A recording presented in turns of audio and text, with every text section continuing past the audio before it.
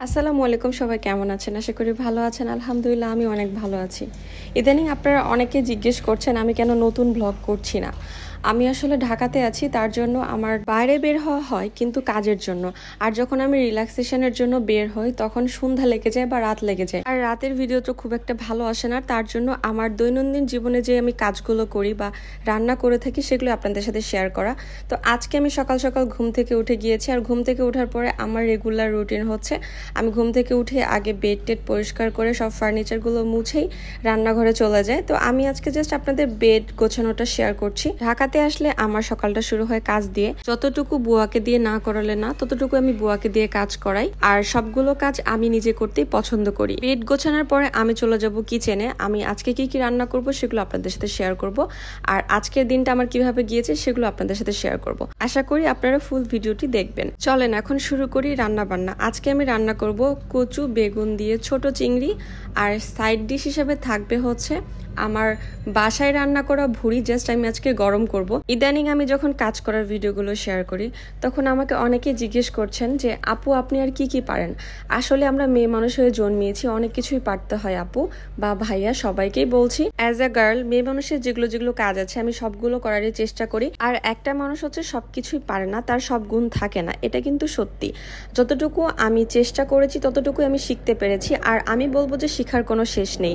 আমি জীবনের লাস্ট পর্যন্ত মনে করব যে আমার অনেক কিছু শিখতে হবে, আর আমি সব মানুষের কাছ থেকে নতুন নতুন কিছু শেখার চেষ্টা করি। আমি যখন নওগাঁতে থাকি বাবা মার রাজকন্যার মতো করে ঘোরাফেরা করি, আর এই জন্য আপনারা আমাকে দেখে মনে করেন যে না আপু শুধু সাজগুজ সুন্দর সুন্দর ড্রেস পরে আর ঘোরাফেরা করে, এটা ছাড়া আপুকে দিয়ে আর কিছুই হবে না।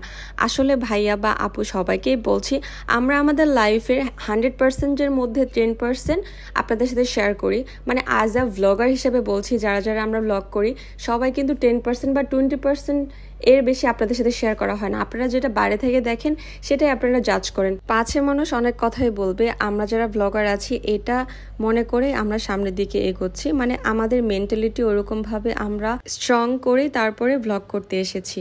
অনেক সময় অনেক সিচুয়েশন বা সোসাইটির সাথে তাল মিলানোর জন্য অনেক কিছুই পড়তে হয়, ড্রেস আপ করতে হয়, আর ড্রেস আপটা হচ্ছে নিজেদের পার্সোনাল ম্যাটার। আমার মনে হয় ড্রেস আপ নিয়ে কেউ কথা বলবেন না এরপরে আমার যেগুলো ভিডিও বা ছবি দেখবেন। হ্যাঁ, যাদের আমার ভিডিও পছন্দ হবে না বা ড্রেস আপ পছন্দ হবে না আমাকে স্কিপ করে যাবেন, আমাকে ইগনোর করবেন, বাট প্লিজ আমাকে খারাপ কোনো মন্তব্য করবেন না, এটা আমি পছন্দ করি না। কথা বলতে বলতে আমি রান্না করে ফেললাম, খেয়ে ফেললাম।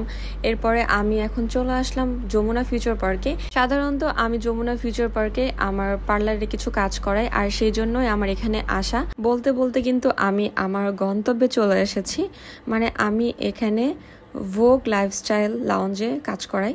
এখানে আপু আমাকে সবসময় মানে সার্ভিস দিয়ে থাকে, খুবই ভালো সার্ভিস দেয়।